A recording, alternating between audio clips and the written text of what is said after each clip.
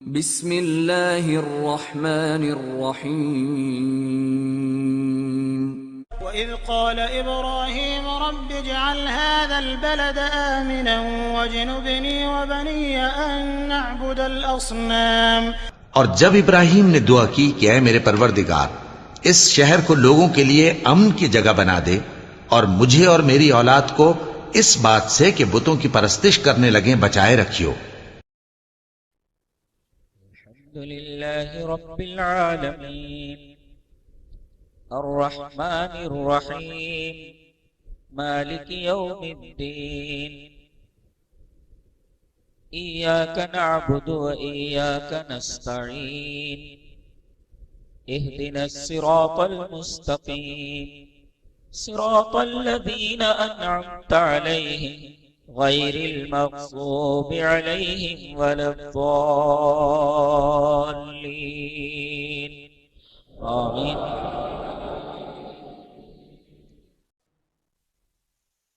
والمرسلات عرفا فالعاصفات عصفا والناشرات نشرا فالفارقات فرقا فالملقيات ذكرا عذرا أو نذرا إنما توعدون لواقع فإذا النجوم طمست وإذا السماء فرجت وإذا الجبال نسفت وإذا الرسل أقتت لأي يوم أجلت ليوم الفصل وما أدراك ما يوم الفصل ويل يومئذ للمكذبين ألم نهلك الأولين ثم نتبعهم الآخرين كذلك نفعل بالمجرمين ويل يومئذ للمكذبين ألم نخلقكم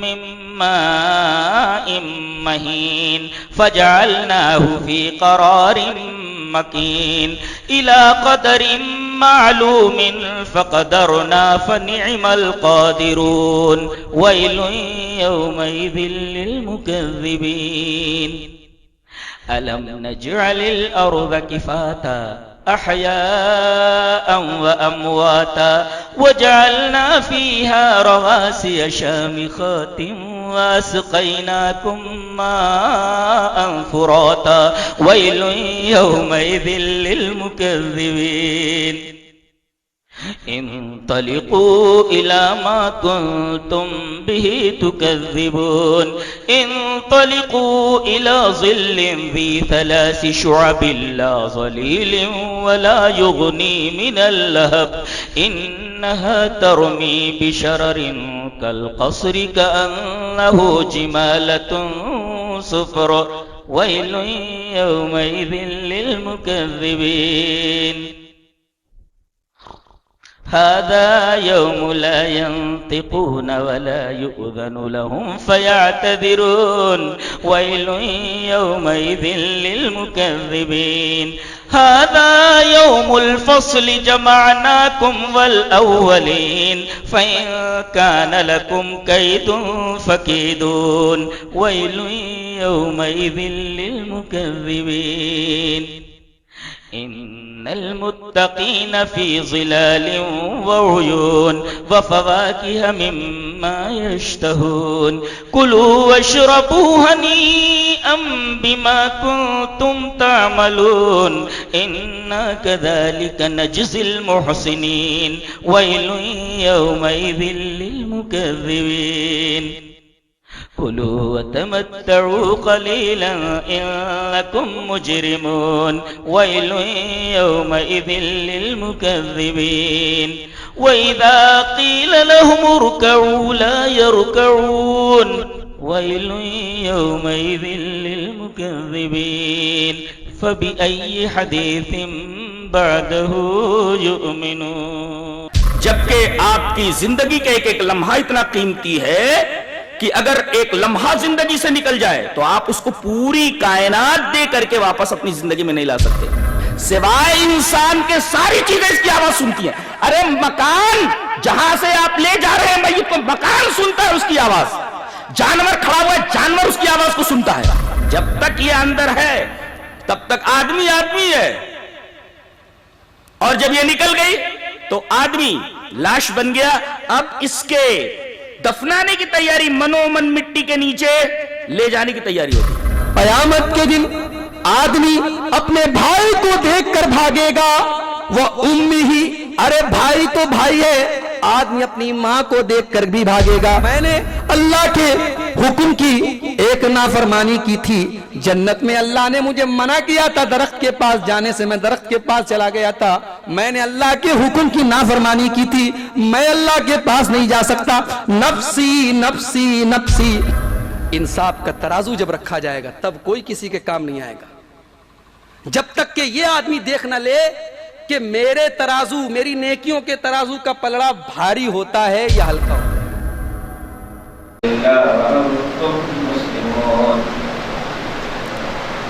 يا أيها الناس اتقوا ربكم الذي خلقكم من نفس واحدة وخلق منها زوجها وبث منهما رجالا كثيرا ونساء واتقوا الله الذي تساءلون به والأرحام إن الله كان عليكم رقيبا.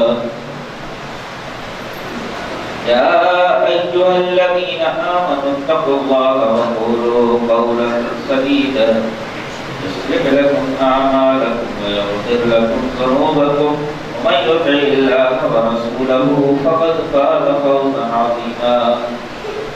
أما بعد فإن خير الحديث كتاب الله وخير الهدي هدي محمد صلى الله عليه وسلم وشر الأمور محدثاتها وكل محدثة بدعة وكل بدعة ضلالة والضلالة في النار. أعوذ بالله من الشيطان الرجيم. بسم الله الرحمن الرحيم. وذكر فإن الذكرى تنفع المؤمنين. کیا کر رہے ہو؟ صبح کے ٹائم میں سب حرام ہوتا ہے، جائز حرام ہے.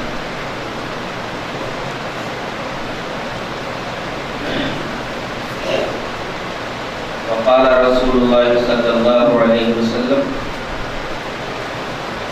عن أبي هريرة رضي الله تعالى عنه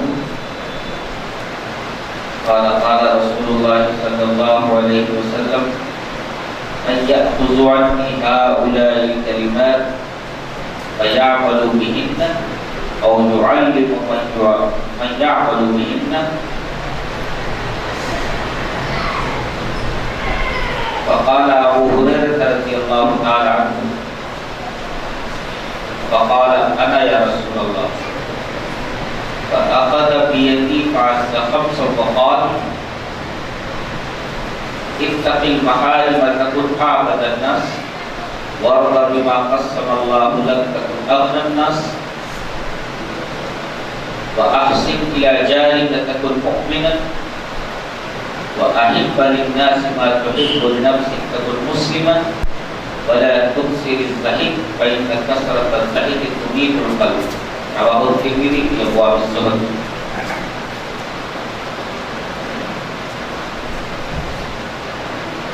حضرات کرام،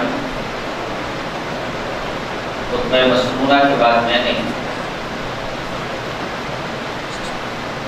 نبی کریم صلی اللہ علیہ وسلم کی ایک حدیث سے امام ترمذی شریف کتاب الزہد کا ترجمہ ہے، وہ میں نے پڑھا.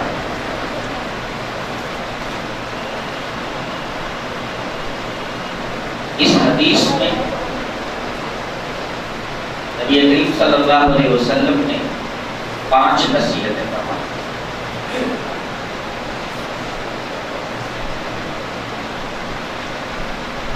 ایک نصیحت کا تعلق اعتقادیات سے، یعنی عبادات سے. دوسری نصیحت کا تعلق نفسیات سے، اور تیسری نصیحت کا تعلق سماجیات سے، اور چوتھی نصیحت کا تعلق ذاتیات سے، اور 5ویں نصیحت کا تعلق اخلاقیات سے. اور فرمائیں چھوٹی سی حدیث میں اس اس میں 5 نصیحتیں ہیں. 5 نصیحتوں کے اندر نبی کریم صلی اللہ علیہ وسلم نے پورے اسلام کو سمیٹ دیا. جو کہا جا سکتا ہے کہ دریا کو کوزے میں بند کر دیا گیا, پورے سمندر کو ایک لوٹے میں رکھ دیا, گلاس میں رکھ دیا.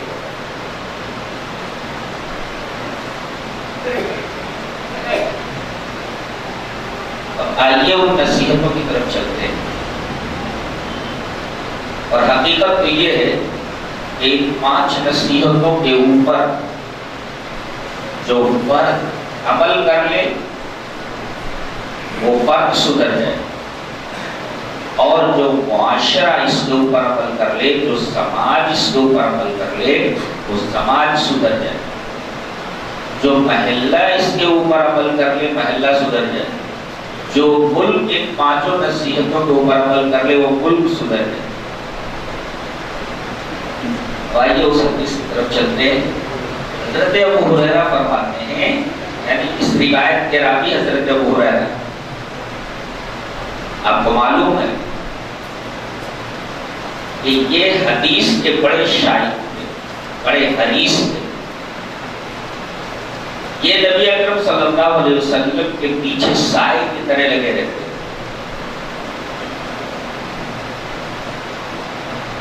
اور چاہتے یہ تھے کہ نبی کی کوئی ادا دیکھیں تو اس کو یاد کر لیں, اس کو نوٹ کر لیں. اسی وجہ سے ذخیرے حدیث میں جن ہستیوں کی 1000 سے زیادہ روایتیں احادیث کی کتابوں میں ملتی ہیں, ان میں سے ایک حضرت ابو ہریرہ. یہ وہ ہستی ہیں کہ جنہوں نے 1000 سے زائد احادیث نبی کریم صلی اللہ علیہ وسلم سے روایت کی. اور یہ وہ صحابی ہیں کہ نبی اکرم صلی اللہ علیہ وسلم نے ان کے حرص حدیث پر, حدیث کی طلب پر ان کی تحسین فرمائی ہے اور ان کی تعریف کی ہے. آئیے دیکھتے ہیں حدیث جس میں نبی اکرم صلی اللہ علیہ وسلم نے حضرت ابو ہریرہ کی حدیث کی حرص کے اوپر تحسین فرمائی ہے اور سراہا ہے, ایڈمائر کیا ہے. حدیث وعن ابی ہریرہ رضی اللہ تعالی عنہ انه قال قیل یا رسول اللہ من اسعد الناس بشفاعتک یوم القیامہ فقال رسول اللہ صلی اللہ علیہ وسلم لقد ظننت یا ابا ہریرہ الا يسألني عن هذا الحديث احد اول منك لما رأيت من حرصك الحديث اسعد الناس بشفاعتي يوم القيامة من قال لا اله الا الله خالصا من قلبه او نفسه. رواه البخاری کی کتاب العلم. حضرت امام بخاری اس حدیث کو ایسے ہی کتاب العلم میں لائے ہیں. اس روایت کے راوی بھی حضرت ابو ہریرہ ہیں, وہ اپنی بات بتا رہے ہیں. حضرت ابو ہریرہ فرما رہے ہیں کہ نبی کریم صلی اللہ علیہ وسلم سے پوچھا گیا, یہ نہیں کہہ رہے کہ میں نے پوچھا, اس سے نے تمریز سے بیان کرے ایلا نبی کریم صلی اللہ علیہ وسلم سے پوچھا ہے. یہ نہیں کہہ رہے کہ میں نے پوچھا. بعض لوگ ہوتے ہیں کہ کوئی اہم سوال ہوتا ہے تو کہتے ہیں ارے میں نے یہ اہم سوال مولانا سے پوچھا.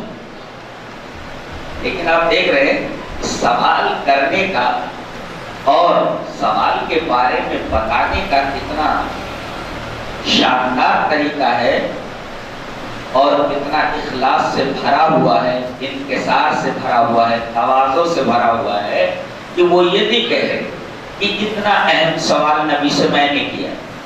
وہ کہہ رہے ہیں نبی سے پوچھا گیا, جبکہ پوچھنے والے یہ خود ہیں. کیا پوچھ رہے ہیں اور وہ دعا گارنٹی ہے, دعا ضرور قبول کی جائے گی. اب سارے امتی خوش ہو گئے کہ بھئی نبی کی وہ دعا گارنٹی ہے, آپ سب امتیوں کے لیے دعا کریں کہ سارے امتی معاف کر دیے جائیں گے. حدیث کا آخری ٹکڑے جو اسی سوال کا جواب ہے, کہا گیا بھئی نائلۃ انشاءاللہ ممات من امتی لا یشرک باللہ شیئا. یہ سفارش ان کو پہنچے گی جنہوں نے اللہ کے ساتھ دنیا میں کچھ بھی شرک نہیں کیا ہوگا. اگر کچھ بھی شرک کر کے گیا ہوگا تو نبی اکرم صلی اللہ علیہ وسلم کی سفارش کے دائرے میں نہیں آئے. تو یہ حضرت ابو ہریرہ ہیں، ان سے یہ روایت. وہ کہتے ہیں کہ نبی اکرم صلی اللہ علیہ وسلم ایک دفعہ لوگوں کے درمیان بیٹھے ہوئے تھے. اچانک آپ نے فرمایا سنو، من یاخذ عنی ہؤلاء الکلمات، میں 5 باتیں بتانے جا رہا ہوں، کون ہے جو ان 5 باتوں کو مجھ سے لے لے. بہت سارے صحابہ، فرض کرو مسجد ہے جن میں لوگ کھڑے ہوئے اور نبی نے یہ کہا کہ کون ہے جو مجھ سے ان 5 باتوں کو لے لے. اور صرف لینا نہیں ہے، فَيَعْمَلُ بِهِنَّ، لینے کے بعد اس پر عمل کرنا ہے. اور صرف عمل ہی نہیں کرنا، أَوْ يُعَلِّمُ مَنْ يَعْمَلُ بِهِنَّ، لوگوں تک پہنچا دینا ہی نہیں ہے بلکہ ان سے کہنا ہے کہ تم اس کے اوپر عمل کر. کتنے اسٹیپ ہو گئے؟ ایک ہے علم حاصل کرنا، دوسرے علم کے اوپر عمل کرنا، تیسرے ہے علم کو دوسروں تک پہنچا دینا، چوتھا ہے جس کے پاس آپ پہنچا رہے ہیں اسے کہیے کہ خالی یہ علم لے کر کے خاموش مت ہو جاؤ بلکہ یہ جو علم تم کو ملا ہے اس کے اوپر تم عمل کرو. کتنے اسٹیپس ہوئے؟ 4 اسٹیپس ہوئے نا. علم حاصل کرنا، علم کے اوپر عمل کرنا، علم کو دوسروں تک پہنچانا، پہنچانے کے بعد ان سے کہنا کہ اس کے اوپر عمل کرو. یہ 4 چیزیں اس کے اندر بتائی گئی. یعنی اگر علم نہ ہو تو عمل بیکار ہے. امام بخاری رحمۃ اللہ علیہ نے باب پڑھا ہے بخاری شریف میں، باب العلم قولا قبل القول والعمل. یہ باب ہے علم کا، قول سے پہلے اور عمل سے پہلے. کا مطلب امام بخاری اس کے تحت جو حدیث لا رہے ہیں یہ بتانے کے لیے کہ آدمی کوئی بات نہ بولے جب تک اسے علم نہ ہو، اور کوئی عمل نہ کرے جب تک کہ اسے اس عمل کے بارے میں علم نہ ہو. اتنے لوگ ہیں بغیر علم بولتے تھے. حالانکہ مولوی بھی بہت سارے ایسے ہوتے تو انہیں مسئلہ معلوم نہیں ہوتا، ان سے کچھ سوال کرو کچھ بھی ٹیڑھا میڑھا جواب دے دیتے ہیں. واللہ عالم بالصواب کہتے ہیں، اللہ زیادہ جانتا ہے، اللہ زیادہ جانتا ہے. تو تجھ سے جو سوال کیا گیا اس کا جواب صحیح سے کیوں نہیں دے رہا ہے؟ اللہ زیادہ جانتا ہے اور مجھے معلوم نہیں ہے تو سوال کا جواب مت دے. وہ میدان عرفات میں عمرے کے ٹائم کچھ لوگوں نے کہا کہ اونٹ کی سواری کر لیں. انہوں نے اونٹ کی سواری نہیں کیا تھا. جی اچانک میں رسول نے سواری کی ہے، میں بھی بیٹھ کر کے دیکھتا ہوں کہ اونٹ پر کیسے سوار ہو کر کے آدمی سفر کرتا ہے. اور وہاں کچھ لوگ رہتے ہیں، اونٹ چلانے والے، اونٹ کے اوپر بٹھانے والے. آئے ایک تو آیا اور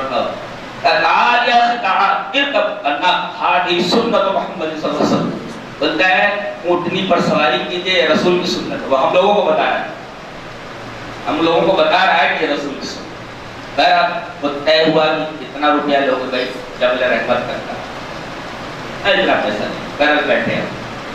اور پھر وہاں سے گھما کر کے وہیں لایا. میں نے اس سے سوال کیا، یا اخی بتاری کیف کان رسول اللہ صلی اللہ علیہ وسلم یجلس علی ناقته مؤخرا و مقدما. میں نے اس سے پوچھا میرے بھائی تجھے معلوم ہے جو اونٹنی چلاتا ہے رسول اللہ صلی اللہ علیہ وسلم ایسے جو ایسے اس کی کوہان ابھری ہوئی ہے، آپ اس کے پیچھے بیٹھتے تھے یا آگے بیٹھتے تھے؟ آپ کے اونٹنی کے بیٹھنے کا، اونٹنی کے اوپر بیٹھنے کا طریقہ کیا تھا؟ اس نے کہا واللہ ما ادری، واللہ ما ادری. ڈائریکٹ اس نے کہا مجھے معلوم نہیں، مجھے معلوم نہیں، مجھے معلوم نہیں ہے. تو اگر آدمی کو علم نہ ہو اسے بولنا نہیں چاہیے. امام بخاری باب مانگ رہے، باب العلم قبل القول والعمل. یہ باب ہے یہ بات بتانے کے لیے کہ اگر آدمی کے پاس علم نہ ہو تو بولے نہیں، اور آدمی کے پاس علم نہ ہو تو عمل نہ کرے.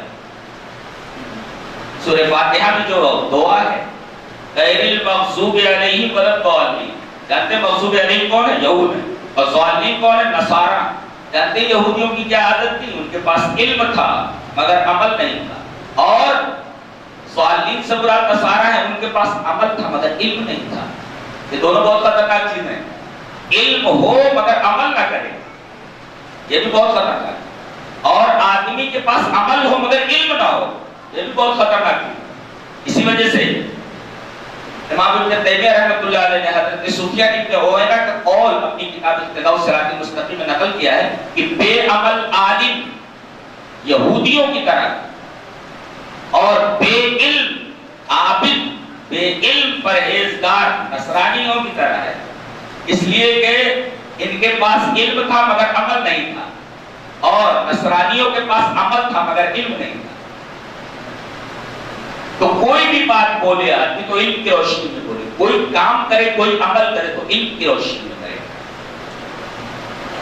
تو پہلے علم حاصل کرے، پھر اس کے بعد اس کے اوپر عمل کرے، پھر پہنچائے جس کے پاس پہنچایا اس سے کہے کہ تم بھی اس کے اوپر عمل کرو. چاہے اس کو نبی اکرم صلی اللہ علیہ وسلم نے فرمایا 5 باتوں کو کون لیتا ہے؟ سارے لوگ بیٹھے ہوئے، کوئی کھڑا نہیں ہو رہا ہے، کوئی تیار نہیں ہو رہا ہے. میں لینے کے لیے تیار ہوں. حضرت ابو ہریرہ ہی کھڑے.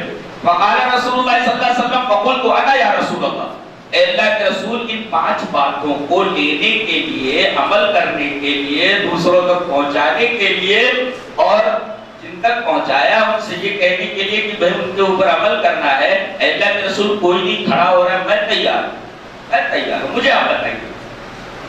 ابو ہریرہ ہی کھڑے ہوئے. نبی کریم صلی اللہ علیہ وسلم نے ان کا ہاتھ پکڑا. وہ ابو ہریرہ فرما رہے میرا ہاتھ پکڑا. فاخذ بیدی، میرا ہاتھ پکڑا. ہاتھ پکڑ کر کے کوئی بات بتانا اس بات کی دلیل ہے کہ مسئلہ بہت ہی اہم ہے، بہت ہی نازک ہے، اور سامنے والے کی توجہ بتلانے والے کی طرف مکمل مبذول ہونی چاہیے. نبی اکرم صلی اللہ علیہ وسلم کبھی کبھی کوئی بات بتانی ہوتی تو کندھا پکڑ لیتے تاکہ آدمی کی توجہ آپ کی طرف مبذول ہو جائے. کبھی کبھی ایسا ہوتا کہ سامنے والے کا ہاتھ اپنے ہاتھ میں لے لیتے تھے. جیسے عبداللہ ابن مسعود رضی اللہ تعالیٰ عنہ کو تشہد سکھانے کے لیے کہ تشہد کیسے نماز میں پڑھا جاتا ہے، حضرت عبداللہ ابن مسعود کا ایک ہاتھ آپ نے اپنے دونوں ہاتھوں میں لے لیا. بعض لوگ اس حدیث سے یہ استدلال کرتے ہیں کہ سلام 2 ہاتھوں سے کیا جائے. غلط ہے، اس لیے کہ حضرت عبداللہ ابن مسعود کا ایک ہاتھ آپ کے 2 ہاتھوں کے درمیان ہے. اس سے یہ استدلال کرنا کہ 2 ہاتھوں سے سلام کرنا چاہیے بالکل غلط ہے. اس لیے کہ نبی کے 2 ہاتھ ہیں اور حضرت عبداللہ ابن مسعود کا ایک ہاتھ ہے، اس سے 3 ہاتھ ثابت ہوتا ہے، 2 ہاتھ ثابت نہیں. تو کبھی کبھی نبی اکرم صلی اللہ علیہ وسلم کوئی بات بتانی ہوتی کسی کو تو کندھا پکڑ لیتے تاکہ آدمی کی توجہ نبی کی طرف مبذول ہے، اور کبھی اس کا ہاتھ اپنے ہاتھ میں لے لیتے تھے، پکڑ لیتے تھے. اور نبی کریم صلی اللہ علیہ وسلم نے ان کا بھی ہاتھ پکڑا. ہاتھ پکڑ کر کے کوئی بات کہنے کا مطلب یہ ہے کہ مسئلہ بہت ہی نازک، بہت ہی اہم، اور جو کچھ نبی بتلانے جا رہے ہیں وہ بہت ہی اہم باتیں. فَأَخَذَ بِيَدِي، میرا ہاتھ پکڑا. تمام لوگ سن رہے ہیں. حضرت ابو ہریرہ کا ہاتھ پکڑ کر کے آپ نے 5 چیزیں گنائی. فَعَدَّ خَمْسًا، عدد مانے کاؤنٹ، شمار کیا آپ نے. خمس with 5، 5 چیزیں آپ نے شمار کرائی، 5 چیزیں آپ نے بتائیں. فَعَدَّ خَمْسًا، پہلی چیز، پہلی نصیحت، اتَّقِ الْمَحَارِمَ تَكُنْ أَعْبَدَ النَّاسِ. یہ پہلی نصیحت. اللہ کی حرام کردہ چیزوں سے سب سے بڑا عبادت گزار بن جائے. آج لوگ کیا سمجھتے ہیں؟ زیادہ سے زیادہ نمازیں پڑھ لو تو عبادت گزار مانے جاؤ. جو جتنا بڑا نمازی ہو اتنا بڑا عبادت گزار، چاہے وہ کتنا زیادہ حرام کھاتا ہو، کتنا ہی کانٹا مارتا ہو، اور اس کی پوری کمائی حرام رزق کے اوپر ہو، کہیں گے سب سے بڑا عبادت گزار. اس لیے کہ وہ نماز میں اگلی سب میں رہتا ہے. نماز میں اگلی سب میں رہنے سے کوئی آدمی عبادت گزار نہیں بن جاتا. بعض لوگ کہتے ہیں کہ آدمی زیادہ سے زیادہ تسبیح پڑھے، 100 کانوں والی تسبیح، 1000 کانوں والی تسبیح، پر تسبیح پڑھتا ہے کتنا بڑا عابد. تو بعض لوگ یہ سمجھتے ہیں کہ جو زیادہ تسبیح پڑھے وہ بڑا عابد ہے. یہاں سب سے بڑا عابد کون ہے؟ نبی نے بتایا کیا؟ اتق المحارم تکن عابد الناس. اللہ نے جن جن چیزوں کو حرام کیا ہے اس سے دور رہے، سب سے بڑا عابد بن جائے. آج کتنے لوگ ہیں جو اللہ کی حرام کردہ چیزوں سے بچتے ہیں؟ اللہ نے سود کو حرام قرار دیا ہے، کتنے مسلمان ہیں جو کھاتے ہیں؟ اللہ نے رشوت کو حرام قرار دیا ہے، کتنے لوگ ہیں جو کھاتے ہیں؟ اللہ نے قسم کو حرام قرار دیا ہے، کتنے لوگ ہیں جو حرام کام کرتے ہیں؟ ایک بات بولتا ہوں، یہی رک جائیے. ایک آدمی بہت ساری نمازیں لے کر اللہ کے پاس پہنچ رہا ہے، ایک آدمی بہت سارے روزے لے کر کے پہنچ رہا ہے، ایک آدمی بہت ساری زکات لے کر کے پہنچ رہا ہے. اللہ فرما رہا اٹھا کر جہنم میں ڈال دو. چلیے وہ حدیث پڑھ لیتے پہلے، پھر اس حدیث کو بناتے ہیں. حدیث وعن ابي هريره رضي الله تعالى عنه ان رسول الله صلى الله عليه وسلم قال اتدرون ما المفلس؟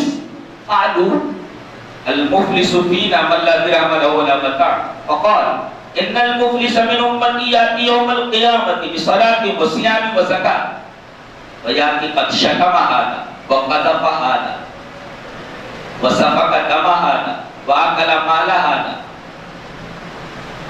وضرب هذا فيؤتى هذا من حسناتي وهذا من حسناتي فإن فنيت حسناته قبل أن يقضى ما عليه أخذ من خطاياهم فطرحت عليه ثم طرحت في النار. رواه مسلم في كتاب البر والصلة والأدب. حضرت امام مسلم رحمۃ اللہ علیہ حدیث کی کتاب ان کی جو ہے مسلم شریف، اس میں لائے کتاب البر کے اندر. اور اس روایت کے راوی بھی اتفاق سے حضرت ابو ہریرہ ہی ہیں. حضرت ابو ہریرہ فرماتے ہیں کہ رسول اللہ صلی اللہ علیہ وسلم نے ایک دفعہ صحابہ کرام بیٹھے ہوئے تھے، آپ نے ایک سوال کیا. ایک سوال کرتا ہوں، جواب دو. نبی صلی اللہ علیہ وسلم کبھی کبھی لوگوں سے سوال کرتے تھے اور جب وہ لوگ جواب نہیں دے پاتے تھے تو خود آپ جواب دیتے. ایک دفعہ آپ نے پوچھا بتاؤ کہ کون سا درخت ہے جو مسلمان کی طرح ہوتا ہے؟ کون سا ایسا پیڑ ہے، کون سا ایسا پیڑ ہے جو مسلمان کی طرح ہوتا ہے؟ کوئی جواب نہیں دے پائے. تو نبی نے اس کا جواب. یہاں نبی کریم صلی اللہ علیہ وسلم نے لوگوں سے ایک سوال پوچھا. ایک سوال پوچھتا ہوں، فقیر کس کو بولتے؟ فقیر، فقیر، بیگر، منگا کس کو بولتے؟ صحابہ کرام نے کہا کہ رسول المفلس فینا من لا درهم له ولا متاع. ہمارے درمیان بھیک منگا اس کو بولتے ہیں، فقیر اس کو بولتے ہیں جس کے پاس روپیہ پیسہ نہ ہو. من لا درهم له ولا متاع، جس کے پاس درہم و دینار نہ ہو، روپیہ پیسہ نہ ہو، ہم کو بولتے ہیں بھیک منگا، فقیر. آپ نے فرمایا میں دنیا کے بھیک منگے کی بات نہیں کر رہا، میں آخرت کے بھیک منگے کی بات کر رہا ہوں، آخرت کے مفلس کی بات کر رہا ہوں.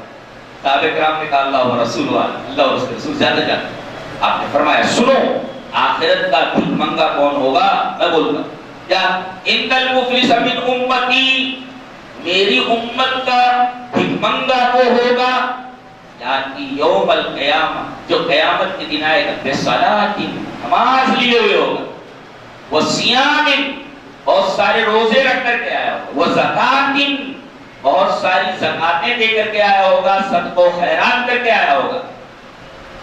دیکھو نماز بھی ہے، روزے بھی ہیں اور زکات.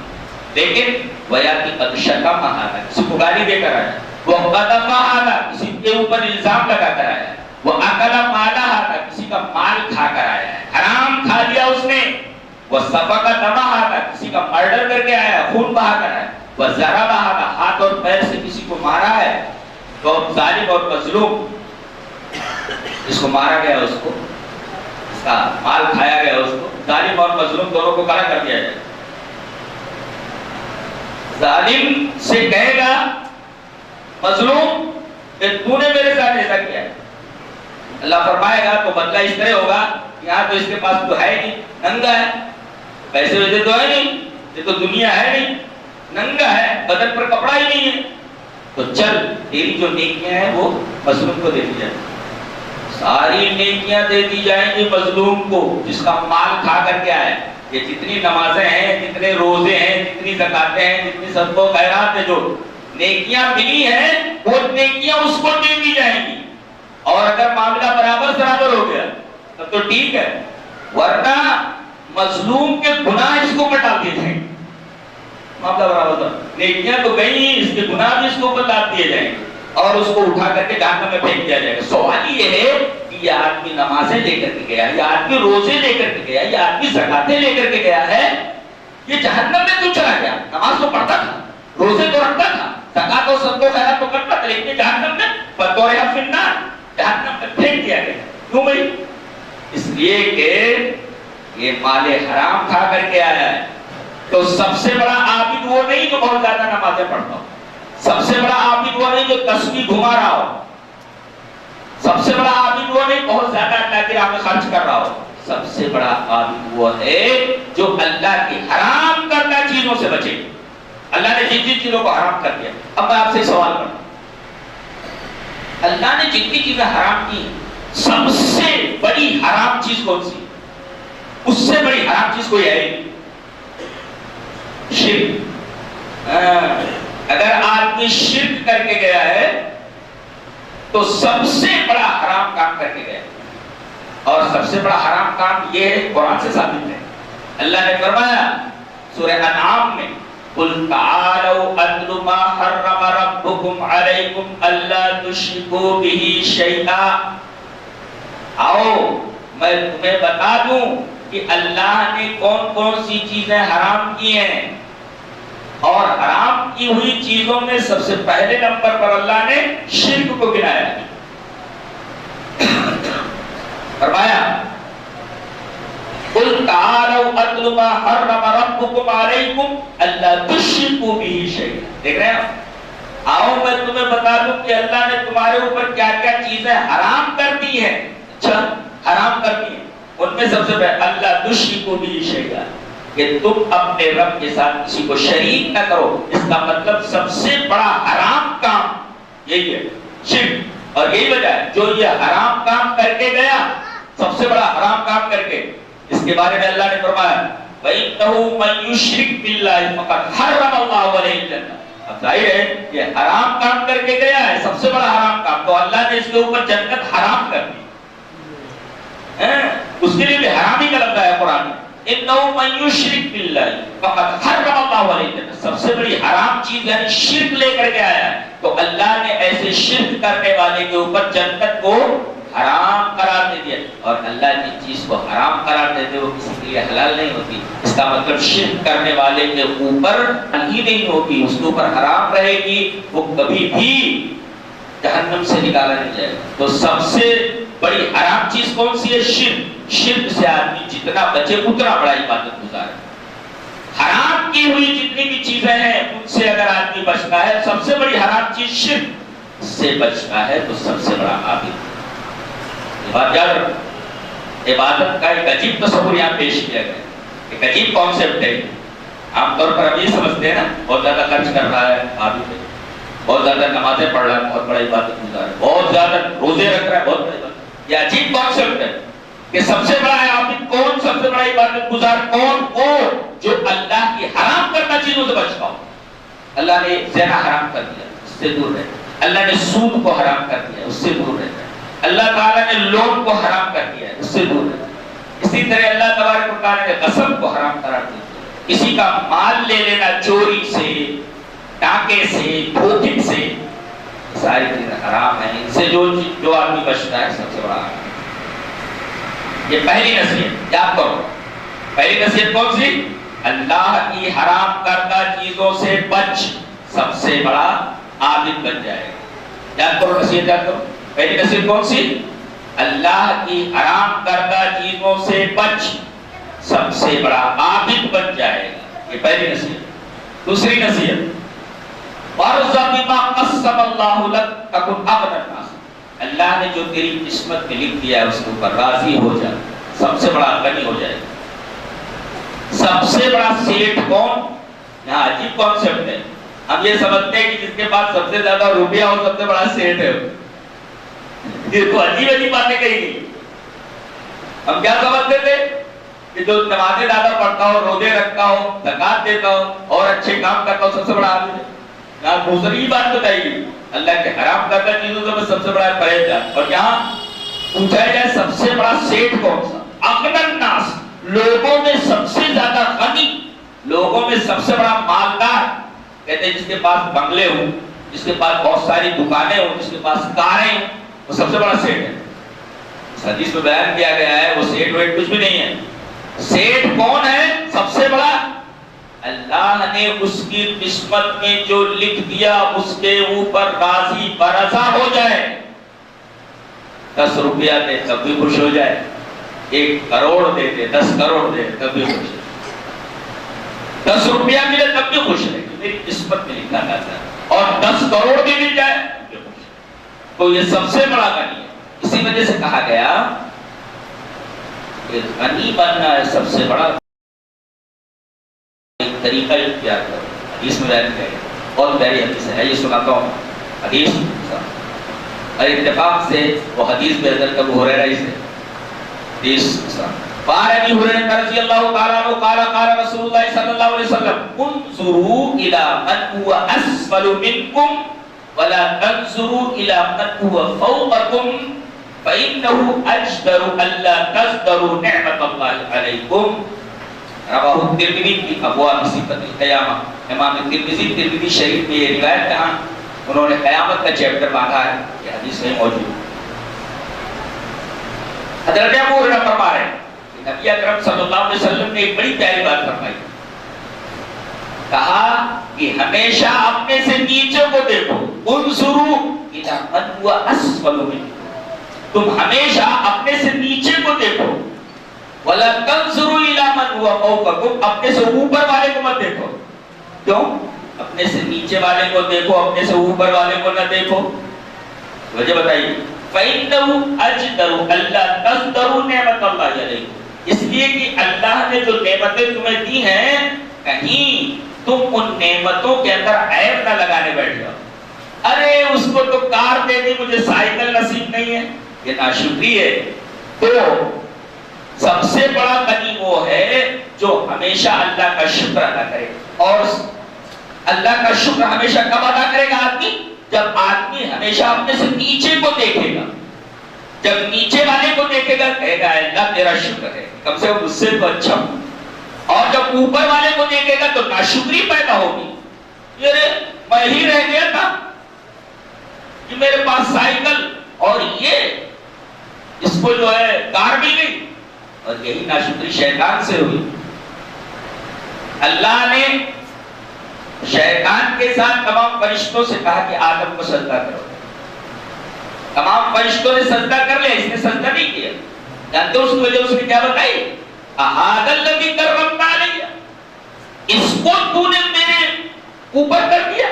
میں تو آگ سے بنا ہوا ہوں، یہ مٹی سے بنا ہوا ہے، تو نے مجھ کو نیچا کر دیا، اس کو اونچا کر دیا. تو ہمیشہ آدمی کو اپنے سے نیچے والے کو دیکھنا چاہیے، تو دل میں شکر کا جذبہ پیدا ہوگا. اوپر والے کو دیکھے گا تو ناشکری کا جذبہ پیدا ہوگا. اور ہر حال میں آدمی شکر گزار بنتا ہے. سب سے بڑا غنی وہی ہے، سب سے بڑا مالدار وہی ہے. سمجھ بات ہے؟ سب سے بڑا مالدار کون؟ ہر حال میں اللہ کا شکر ادا کرے. اور ہر حال میں اللہ کا شکر ادا کب کرے گا؟ جب وہ اپنے سے نیچے کو دیکھے گا. یہ نبی نے فرمایا انظروا الی من هو اسفل منکم، جو تم سے اسفل ہے نیچے والے تو شکر کا جذبہ بناتا، اس سے تو اچھا. حضرت سعدی کے بارے میں ہے کہ وہ ایک مسجد میں گئے، گلستان میں واقعہ لکھا ہوا ہے.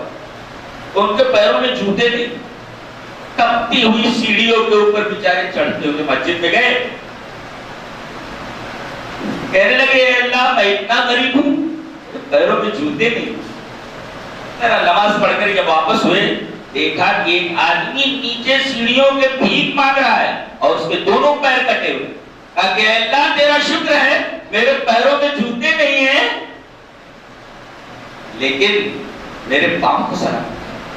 تو ہمیشہ اپنے سے نیچے کو دیکھو تو آدمی کے دل میں شکر گزاری کا جذبہ پیدا ہوگا.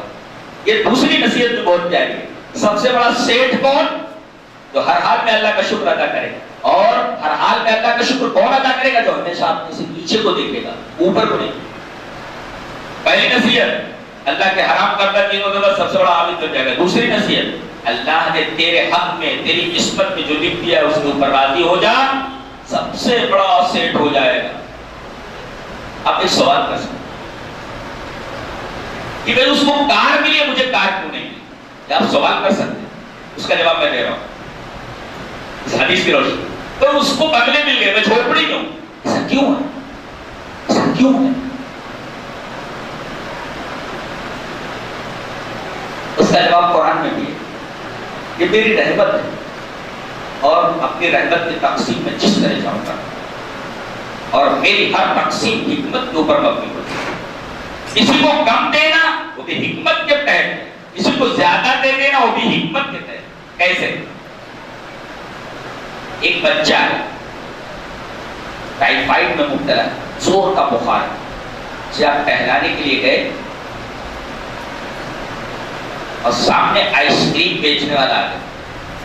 بچہ ضد کر رہا ہے مجھے آئس کریم چاہیے, اب آئس کریم نہیں دیں گے اس لیے کہ ڈاکٹر نے منع کر رکھا تو ٹائیفائڈ ہے, ٹھنڈی چیز اس کو بالکل نہیں کھلانا, کھلاؤ تو مر جائے گا یا دوائیں اس کو پر اثر ہوتا.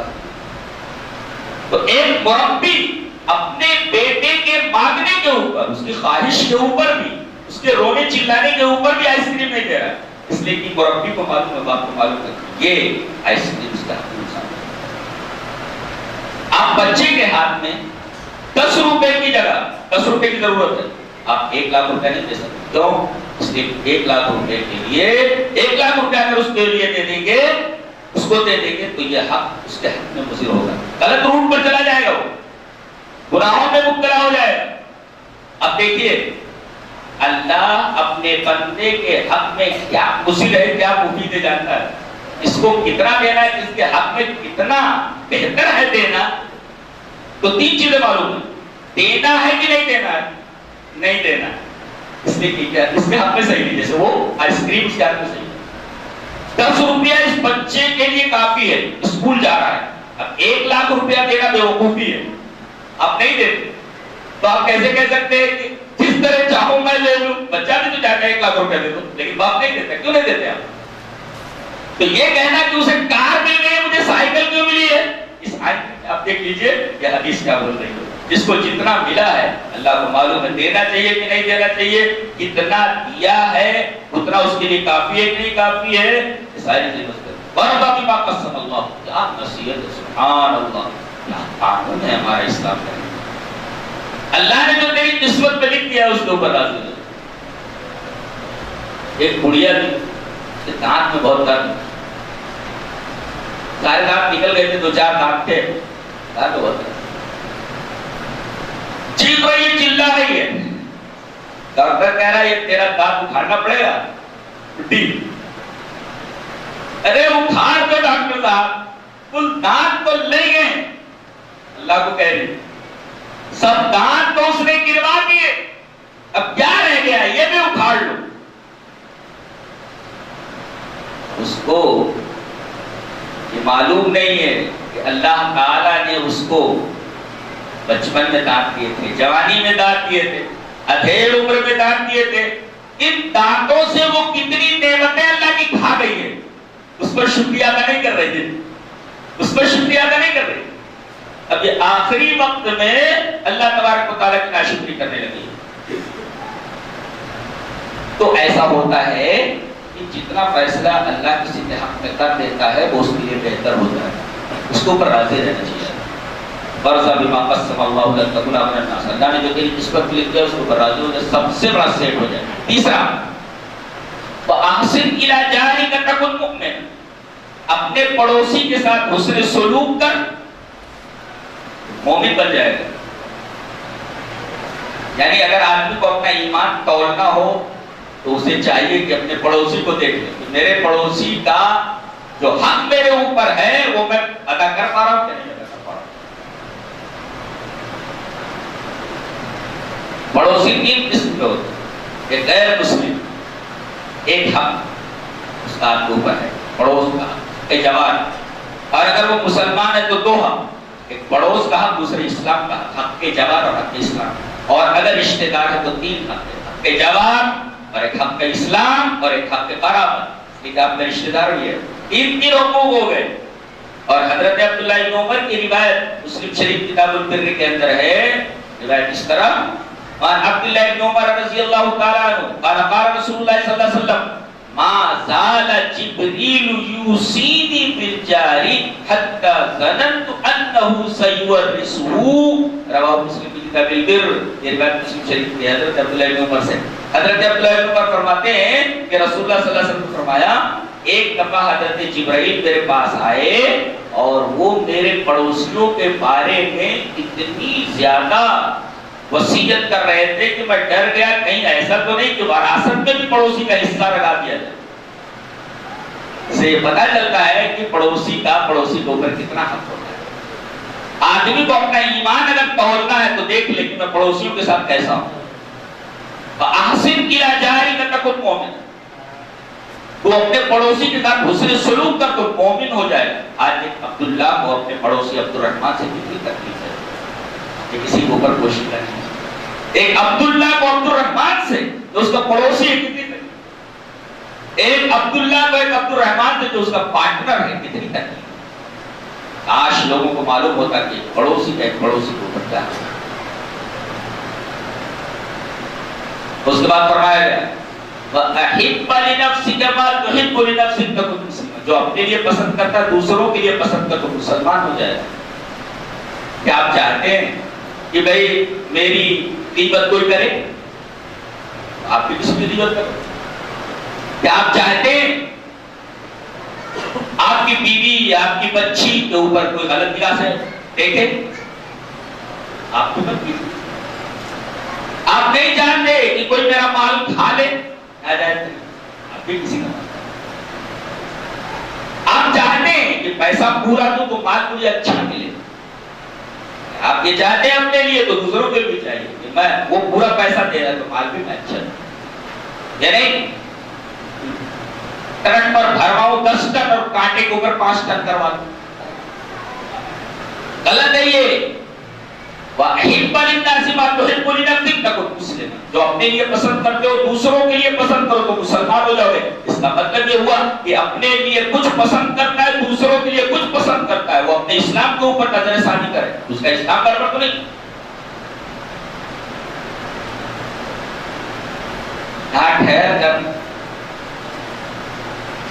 ایک نکتہ ذہن میں رکھے، اللہ کے رسول نے فرمایا پڑوسی کے ساتھ اس نے سلوک کر تو مومن ہو جائے گا، اور جو اپنے لیے پسند کرتا دوسروں کے لیے پسند کر تو مسلمان ہو جائے گا۔ یہ دونوں میں فرق کیا ہے؟ پڑوسی کے ساتھ اس نے سلوک کرنا ایمان کی علامت، اور جو اپنے لیے پسند کرے دوسروں کے لیے پسند کرے اسلام کی علامت۔ مسرت احمد کی ایک روایت سے بات ہے، حدیث وعن ابي هريره رضي الله تعالى عنه عن النبي صلى الله عليه وسلم قال المسلم من سلم الناس من لسانه ويده والمؤمن من امنه الناس على دمائهم واموالهم، رواه احمد في مسنده۔ حضرت امام احمد رحمہ اللہ اس حدیث کو ایسے مسند احمد نے دلایا۔ حضرت ابو ہریرہ فرماتے ہیں نبی اکرم صلی اللہ علیہ وسلم نے ارشاد فرمایا کہ مسلمان وہ ہے کہ لوگ اس کے ہاتھ سے اور اس کی زبان سے، زبان پہلے، زبان سے اور ہاتھ سے محفوظ رہیں، اور مومن وہ ہے کہ لوگ محفوظ رہیں کہ یہ میری دولت کے اوپر ہاتھ نہیں ڈالے گا اور میری آبرو کے اوپر ہاتھ نہیں ڈالے گا۔ اب دیکھیں آپ، ایمان امن سے بنا ہے، ایمان امن سے بنا ہے۔ عام طور پر پڑوسی سے آبرو کا خطرہ رہتا ہے، پڑوسی ہی آبرو پر ہاتھ ڈالتا ہے پڑوسی، اور لڑائی جھگڑا زیادہ کر پڑوسی سے ہوتا ہے، اس میں خون بھی پڑوسی کا بہتا ہے۔ لہذا خون بہنا اور آبرو مجروح ہونا، یہ دونوں چیزیں عام طور پر لہذا وہاں ایمان کا لفظ لایا گیا۔ اور جو اپنے لیے پسند کرو دوسروں کے لیے پسند کرو تو اسلام والے ہو جاؤ گے۔ عام طور پر اس کا تعلق دیگر لوگوں سے ہوتا ہے، وہاں اگر کوئی بات ہو گئی تو آدمی گالی دینے لگتا ہے، اور بات پڑ جاتی ہے تو گالی دینے کے ساتھ ساتھ آدمی ہاتھا پائی کرنے لگتا ہے۔ اس وجہ سے وہاں اسلام کا لفظ لایا گیا، ایمان کا لفظ پڑوسیوں کے ساتھ لایا گیا، اور اسلام کا تعلق پڑوسیوں کے علاوہ لوگوں سے لایا گیا۔ پڑوسیوں کے علاوہ جو لوگ ہوتے ہیں عام طور پر صرف گالم گلوچ ہو جاتی ہے، ہاتھا پائی ہو جاتی ہے، لیکن پڑوسی کا معاملہ خون تک پہنچ جاتا ہے، آبرو تک پہنچ جاتا ہے۔ لہذا وَأَحْسِنْ الى جانک کے ساتھ تکن مومن لائے گا، واحب للناس ما تحب لنفسک کے ساتھ تکن مسلم لائے گا۔ اور آخری نصیحت 5 ولا تفسد الظاہر، بہت زیادہ مت ہنسو، فإن کثرۃ الظاہر تمیت القلب، اس لیے بہت زیادہ ہنسنے سے دل مردہ ہو جاتا ہے۔ یہ بڑی پیاری نصیحت ہے۔ آدمی یہ سمجھتا ہے کہ زیادہ ہنسنے سے آدمی کی طبیعت بشاش ہوتی ہے، فرمایا گیا معاملہ الٹا ہے، زیادہ ہنسنے سے آدمی کا دل مردہ ہو جاتا ہے۔ اسلام یہ چاہتا ہے کہ میرے ماننے والے ذمہ دارانہ زندگی گزاریں۔ جانتے ہیں آپ تو بہت زیادہ ہنستا ہے، اس کے غیر ذمہ دار ہونے کے علاوہ اس کو کوئی کام نہیں، ہنس رہا ہے۔ جس کے اوپر کتنی ذمہ داری ہوتی ہے، جیسے بیٹے کی ذمہ داری ہے، اس کی پڑھائی کی ذمہ داری ہے، دکان کی ذمہ داری ہے، بیٹی کی شادی کی ذمہ داری ہے، بیٹے کی پڑھائی کی ذمہ داری ہے، یہ دنیا بھر ذمہ داری کاندھے کے اوپر وہ آدمی ہنسے گا، جہاں بیٹھا وہ ہنس رہا ہے۔ گویا بہت زیادہ ہنسنا یہ غیر ذمہ دار ہونے کے علاوہ، جس کو کوئی کام نہیں رہتا، نکمے ناکارے جگل چوٹے، یہ سب زیادہ ہنستے ہیں۔ جو آدمی ذمہ دار رہتا ہے وہ زیادہ ہنستا ہے۔ آج ٹی وی شوز کے اندر دیکھتے ہیں کتنے چینل سے ہاسیہ چینل بولتے ہیں، ہاسیہ چینل، ہنسانے والے چینل، لوگ اس چینل کو دیکھتے اور ہنستے بیٹھتے ہیں۔ یا ہنسانے والے یہ نکمے جگل چوٹے، ان کو بیٹھے بٹھائے پیسے مل رہے ہیں اداکاری کرنے کے، اور جو لوگ دیکھ کر ان چینلز کو ہنس رہے وہ بھی جگہ چوٹے، وہ بھی بدماش اور ناکارے نکمے، وہ غیر ذمہ دار۔ آج لوگوں کو معلوم ہو جاتا ہے مرنے کے بعد ہمارے ساتھ کیا ہونے والا ہے۔ پہلا معاملہ تو موت کا ہے، دوسرا معاملہ قبر کا ہے، تیسرا معاملہ حشر کا ہے، جہنم کا ہے، سوال جواب کا ہے، میزان عمل کا ہے، جہاں اعمال تولے جائیں گے، دائیں ہاتھ میں نامہ اعمال آتا ہے کہ بائیں ہاتھ میں آتا ہے۔ یہ ساری چیزیں جس کی نگاہ میں وہ آدمی ہنستے بیٹھے گا، وہ ہاتھ سے چینل دیکھے گا، ہنسائے گا لوگوں کو یا ہنسے گا؟ ہنسنا اور ہنسانا انتہائی غیر ذمہ دارانہ حرکت ہے۔ اسلام یہ چاہتا ہے کہ میرے ماننے والے ذمہ دارانہ زندگی بسر کریں، اور بات بات پر ہنسنا، بہت زیادہ ہنسنا، یہ غیر ذمہ دارانہ زندگی ہے، غیر ذمہ دار ہونے کی علامت ہے۔ اس سے آدمی کا دل مردہ ہو جاتا ہے، آدمی کی لائف نہیں بڑھتی بلکہ آدمی کی لائف گھٹ جاتی ہے زیادہ ہنسنے سے، اس لیے کہ حدیث بتا رہی ہے آدمی کا دل مر جاتا ہے۔ اور آپ کو معلوم ہے کہ مجھے یہ ڈر ہے دل زندہ تو نہ مر جائے، کہ زندگانی عبادت ہے تیرے جینے سے۔ آدمی کا دل جب تک زندہ ہے تب تک آدمی زندہ ہے، آدمی کا دل مر جائے تو آدمی چلتی پھرتی لاش کسی کا کچھ بھی نہیں ہے۔ آدمی کا دل زندہ ہونا چاہیے، اور یہ زیادہ ہنسنا آدمی کے دل کو مردہ کر دینا۔ پانچوں نصیحتوں کو پھر سے ریپیٹ کرو، ذہن نشین کرو۔ حرام کردہ چیزوں سے بچ، سب سے بڑا عابد بن جائے گا۔ اللہ نے تیری قسمت میں جو لکھ دیا ہے اس کے اوپر راضی ہو جا، سب سے بڑا سیٹ ہو جائے گا۔ اپنے پڑوسی کے ساتھ حسن سلوک کر مومن ہو جائے گا، جو اپنے لیے پسند کرتا ہے دوسروں کے لیے پسند کر مسلمان ہو جائے گا۔ زیادہ مت ہنس، اس لیے کہ زیادہ ہنسنا دل کو مردہ کر دیتا ہے۔ پھر سے ریپیٹ کر دو، اللہ کے حرام کردہ چیزوں سے بچ، سب سے بڑا پرہیزگار بن جائے گا۔ اللہ نے تیری قسمت میں جو لکھ دیا ہے اس کے اوپر راضی ہو جائے، سب سے بڑا سیٹ ہو جائے گا۔ اپنے پڑوسی کے ساتھ حسن سلوک کر مومن ہو جائے گا، اور جو اپنے لیے پسند کرتا ہے دوسروں کے لیے پسند کر مسلمان ہو جائے گا۔ زیادہ مت ہنس، اس لیے کہ زیادہ ہنسنا ان کو مردہ کر دیتا ہے۔ ایک حدیث کے اندر اللہ کے رسول صلی اللہ علیہ وسلم نے پہلی نصیحت کے اندر اعتقادیات کو بتا دیا، دوسری حدیث کے اندر نفسیات کے اوپر بحث، تیسری حدیث کے اندر آپ نے سماجیات پر بحث، چوتھی حدیث کے اندر آپ نے ذاتیات سے بحث کی، اور پانچویں حدیث کے اوپر آپ نے اخلاقیات پر بحث کی۔ پورے اسلام کو سمیٹ کر کے ان پانچوں نصیحتوں کے اندر رکھ دیا ہے نبی صلی اللہ علیہ وسلم نے۔ اور ان پانچ نصیحتوں کے اوپر جو آدمی عمل کر لے، اس کی دین اور دنیا دونوں کے دونوں سدھر جائیں۔ اللہ ہمیں عمل کرنے کی ان پانچوں نصیحتوں کے اوپر توفیق عطا فرمائے۔